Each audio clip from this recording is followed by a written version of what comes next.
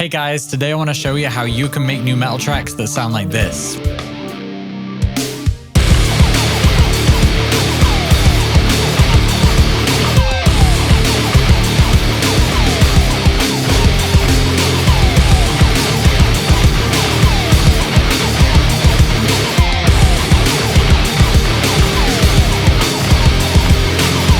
Let's get into it. There are a lot of different things that add up to create the nu metal sound, but today I'm going to break all the core elements down into simple steps. And right away, I want to start with some drums. Now, drums in the nu metal era were way less processed than modern metal sounding drums, so we want something raw, aggressive, and kind of noisy sounding. And the most important part of the drums is definitely the snare.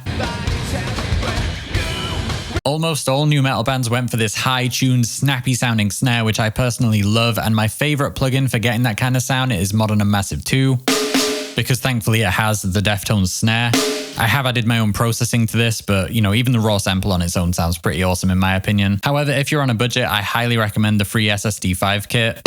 That's a pretty great nu metal snare right there. But anyway, using Modern and Massive 2, let's program something in, and we just want a simple, bouncy rhythm here, and the key is going to be having everything pretty straightforward and just using the kicks to displace the beat a little. That's what creates the bounce. So just crashes, hi-hats, and a snare. And then we just want to add some bounce, accent these off beats with the kicks. Let's try that. That nu metal bounce always starts with this, the way that you displace the rhythm with the kicks. If you want a super deep dive on this stuff, by the way, you can check out my nu metal course in the description, but the simple explanation is just that. Already we have that bounce. So now we want to take that further with a bouncy guitar riff, and the key again is going to be to keep it quite simple and just focus on getting that bounce. I'm in drop C. Drop tunings are of course a big part of the nu metal sound, so you get these one finger power chords. So we want to keep it minor, we want to stay around the bottom end of the fretboard, and we want to just bounce with those drums.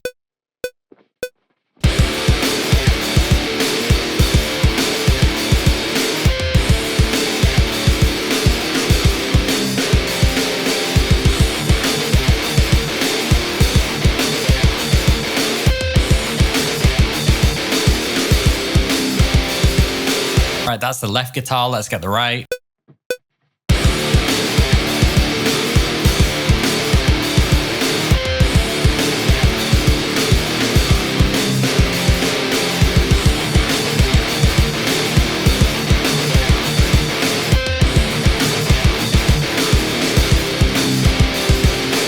And just like with the drums, the guitar tones can't be too modern. Modern guitar tones are so tight and precision engineered, whereas for nu metal, it really has to be raw and organic so that it sounds like a band in a room, not just a modern digital production in a laptop. So there are a few steps to achieving that effect, but the first thing I like to do when going for an authentic nu metal sound is make sure that I use two different amps on the left and right, or at least slightly different sounds in some way, because, back in the 90s, you'd have a band and, this guy would like this amp in the studio, the other guy would like this amp. They'd bring their own pedal boards to record, so you really get like each personality in each speaker. So that's what we're going to do. It really tells your ear that this is a band jamming in a room if you got two separate sounds. And another thing you may have noticed that takes that even further is that I played slightly different things on the left and right. So on the left, I'm playing full power chords like this,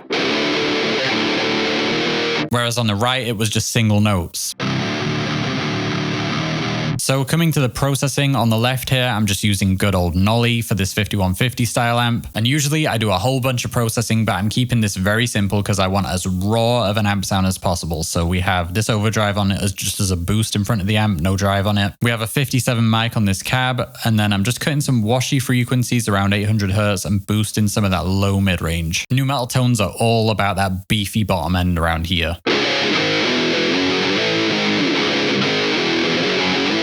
And on the right, we just have the Neural SLO100 plugin, and I'm again leaving it very raw. No pedals at all here, just using the amp for the distortion and everything. I didn't even touch the cabs, I don't think. Just a 57 and 421, very standard. And then just cutting a little bit of mid-range for clarity. That is it. A lot of the Neural stuff is not great for nu metal because it's so engineered for like modern tones, but this one I find is pretty authentic, pretty like raw sounding, so it can kind of get that 90s sound.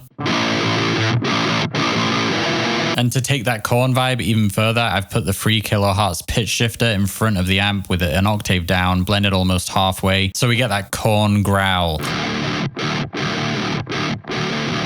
So we could go a lot deeper on guitar tones, but the simplest formula really is just don't do too much. Don't compress it much. Don't like over EQ it. You want to make sure it sounds like a raw amp, whatever you're using. All right, that riff is just asking for some turntable scratching on it. So I have a little surprise for you guys here, but let's lay it down first, and then I'll explain how I'm getting this sound.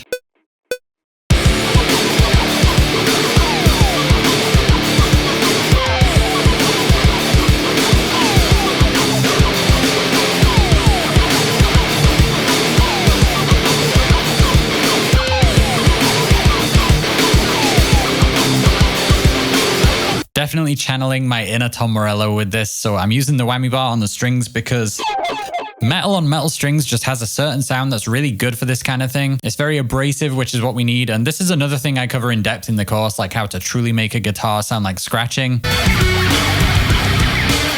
But the quick formula here is firstly a high gain amp, so I'm using Archetype Nolly again, but for this amp this time, and I'm pitching it up 12 semitones, so if it's not pitched up, we get this. Kind of sounds like scratching, but kind of sounds like a guitar, whereas if it's all the way up, we get that high piercing sound, which is going to sit on top of the mix just like turntables should. We have a little bit of delay on here as well. And then I'm doing something pretty unconventional. So I have this free overdrive pedal, Dr. Drive, after the amp. Usually you wouldn't do that, but without this, and with it, it just makes it so aggressive, and we want this to be almost like white noise so that it's got that like scratchy sound. It's rare that you'd want to put an overdrive after an amp, but for this, it works. And after that, I want to channel my inner Mike Shinoda and layer some hip-hop kits with our main kit. He would have probably used an 808 or a 909 or something, but I'm going to use the UJAM Dope kit. You guys know by now I love UJAM stuff. Not sponsored. I just genuinely love their stuff. So this is like a 90s hip-hop kit. Perfect for what we want. So this is just going to subtly sit behind our main kit and give it a little bit of that hip hop punchiness.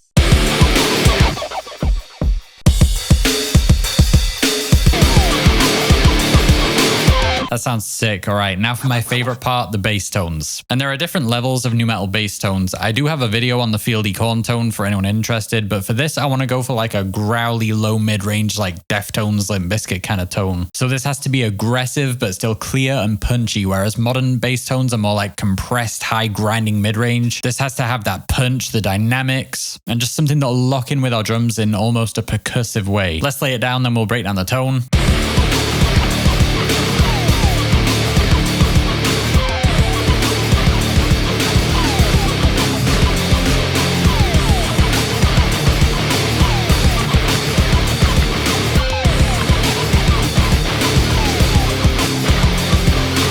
So I'm using this Gallion Kruger 800RB by Brainworks, and this is a great amp for those 90s tones because it just has this punch, this like punchy mid-range. A lot of people turn up the bass on the bass guitar because you would think that's what you want, but the mids are where all the punch is, and that's what we want with this tone. So I'm heavily boosting the high mids and not cutting any low mids here. I am cutting a little mid-range before the amp just because these frequencies felt a bit muddy,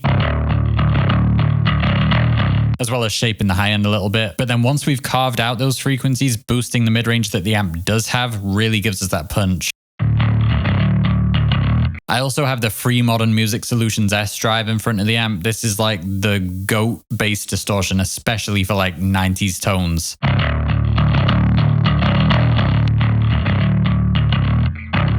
It just gives it that snarl. All right, let's finish this part off with some octaves halfway through here where it kind of gets more jumpy.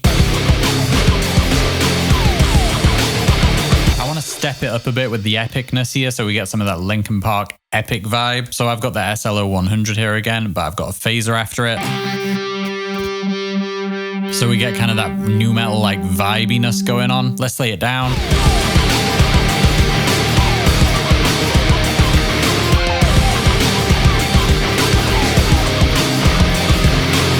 Giving me Drowning Pool vibes. Love it. Okay, now we're ready to throw an intro in front of all this. And the intro is where it's going to be all about guitar effects, about contrasting the aggression with some more emotional elements. So I want to start here with Soldano again, and I've got the delay and reverb on, so it's a little more atmospheric. And I've got a much cleaner tone, like we've got overdrive or normal.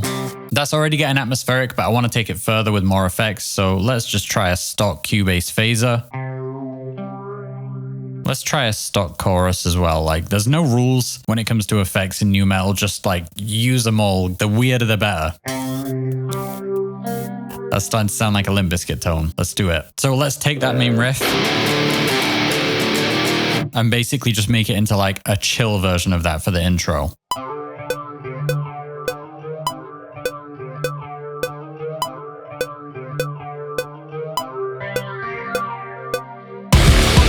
I swear, if I hadn't made this, I would think this was from the 90s if I just heard it. All right, so I have a second tone here for the intro. So this one's using Nolly. It's relatively high gain, and again, I'm using a phaser on this one to get that weird swirling sound. I love the emotion of our first guitar tone, but I want to kind of tease the heaviness with this one, so let's do that.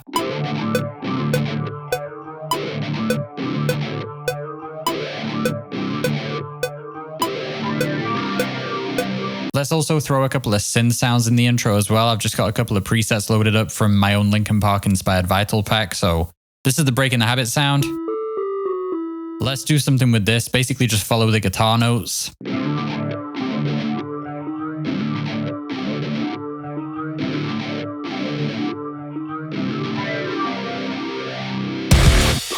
And then halfway through here, let's introduce a second sound. So this one's crawling. So let's just play the same notes again. We'll just stack the sounds together so that the mix starts to build.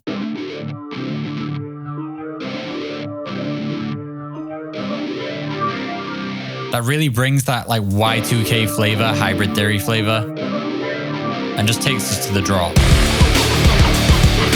Let's also have the drums like kind of lightly start to build up here. Like I feel like I want a little rim click thing, like just in the second half of the intro.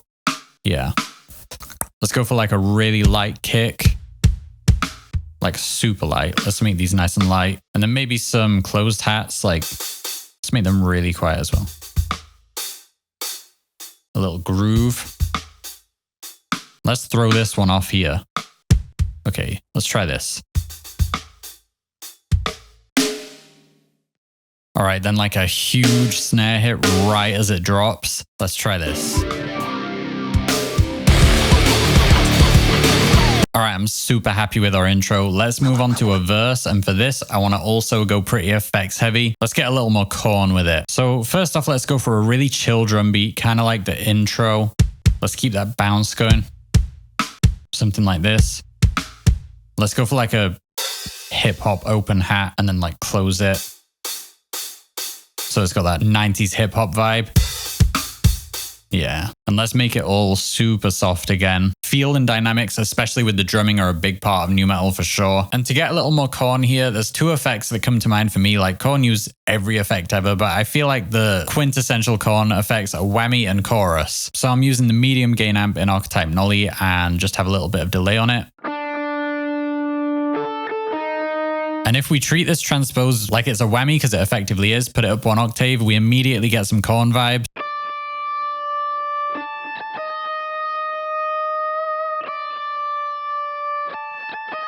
And to really make that as Korn as possible, I want to throw a chorus after the amp. Chorus is the creepiest effect. Let's just put the depth like all the way up. The rate, we'll see. Let's go for 6 voices instead of 4. I just want this to be as intense as possible because chorus basically just duplicates the signal and gives you a bunch of different slightly detuned versions of what you played. So I want to detune that as much as possible so that it just sounds creepy.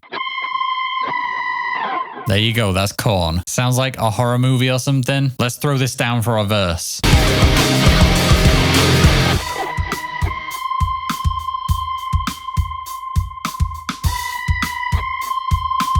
And that tone is slightly panned to the left, and this guy that we had in the intro is panned over to the right. So I'm thinking let's do the Korn thing that those guys do where they kind of have a call and response between the two guys.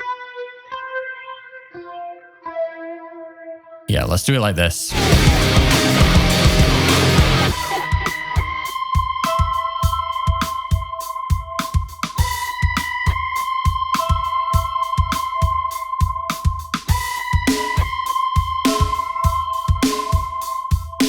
Oh man, I feel like we're nailing these Korn vibes. Like, you know, this is what these guys do. You get the left and the right. All right, and I have a duplicate bass tone here, again using the GK amp, but this time we have a whole bunch of chorus going on after the amp so that it, again, just has that mood, it fits in the verse. We don't want this to be super punchy and aggressive. We want this to be kind of smooth and just have that weird, like, Limp Bizkit kind of atmosphere to it. So I want to go a little higher up the fretboard here, maybe even, like, apply some chords.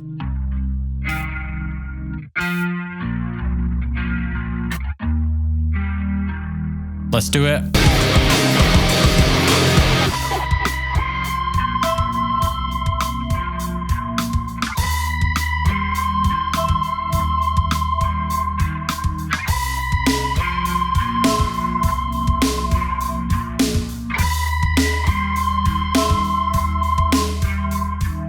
Like I said, bass is my favorite part of the nu metal sound. Like, the bass tones of nu metal were just so creative, so all over the emotional spectrum, like the angriest of angry bass tones and then the most beautiful sad bass tones. It was just like an anything goes time. Let's add a quick pre-chorus so that we can like drop back into the heavy stuff. So I want to kind of keep these grooving Korn vibes. Let's go for an open hat again and then like choke it with the pedal hat.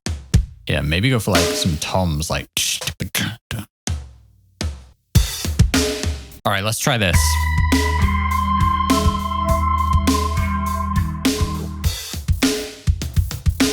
All right, and let's bring back this tone from the intro where we were kind of teasing the heavy stuff. Let's do the same thing again here.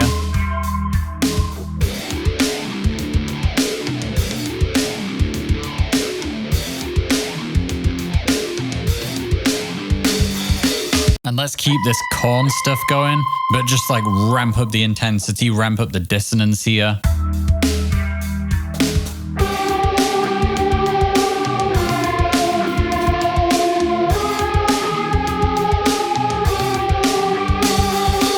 Insane. And of course, we have to add a little bit of slap bass somewhere. It wouldn't really be nu metal without some slapping. So let's try adding a little bit here. Let's keep it with this vibey tone from the verse.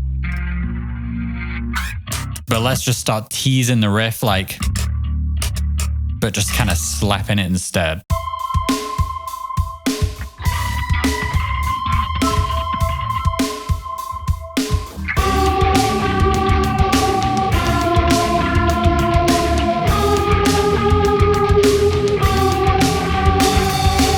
All right, and let's just take all of like the drop again and just make that our chorus, but I'm going to take out the guitar DJ stuff because we would want a vocalist on this, so we want to kind of leave it so it's not too distracting.